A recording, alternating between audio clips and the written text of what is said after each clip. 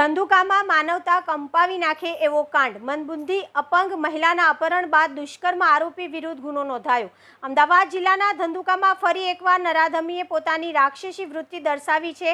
મળતી વિગતો મુજબ તારીખ 25/7/2025ના રોજ ધંધુકાના એક વિસ્તારમાં મંદબુદ્ધિ અને અપંગ મહિલાને એક ઈસમ બાઇક ઉપર જબરજસ્તી બેસાડી ગયો અને પછીથી ભયાનક કૃત્ય આચર્યું. આરોપી વિજયભાઈ ઉર્ફે પિન્ટુ રમેશભાઈ ગોહિલ રહેઠાણ પુનિતનગર ધંધુકાએ મહિલાને હરિપુરા ગામના પાટિયા પાસેની સીમમાં લઈ જઈ એકવાર દુષ્કર્મ આચર્યું. દુષ્કર્મ બાદ આરોપીએ મહિલાને જાનથી મારી નાખવાની ધમકી આપી અને સ્થળ પરથી ફરાર થઈ ગયો. આ ઘટના સામે આવતા ધંધુકા પોલીસે તરત જ ગુનો નોંધ્યો અને વધુ તપાસ શરૂ કરી છે.